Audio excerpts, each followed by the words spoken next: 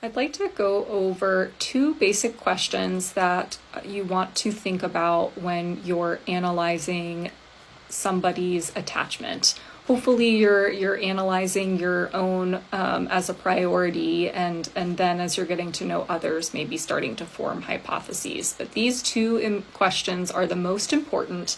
I also drew a little visual for us visual learners, and the two questions fall each in a context of a model of self as well as a model of others. And so the answers to those questions will kind of put you into one of four quadrants, which is telling, of course, of your attachment style. So those two basic questions. The model of self question is, when I'm in a crisis, can I manage it on my own? The model of others, important question is, when I'm in a crisis, can I depend on or trust others to help me? The answers to those questions, once again, are going to help determine or help you start forming hypotheses about attachment style.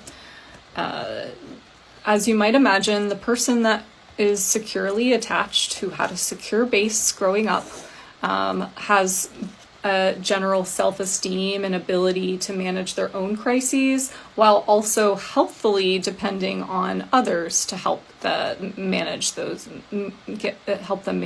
crises.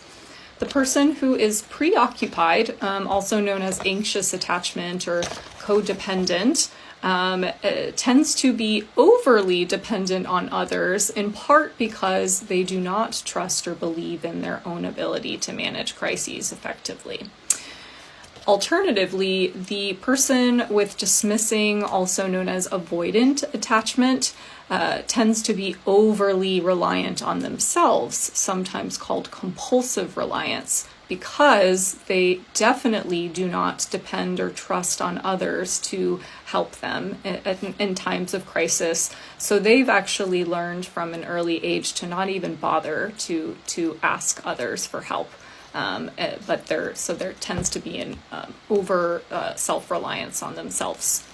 And then lastly, those who are fearful attached, also known as fearful avoidant or anxious avoidant, neither trust themselves, neither believe in themselves, nor do they really trust that they can depend on others, despite really hoping that they can, which makes it slightly different from the dismissing attachment. Those are the two basic questions. What are your thoughts and questions about this?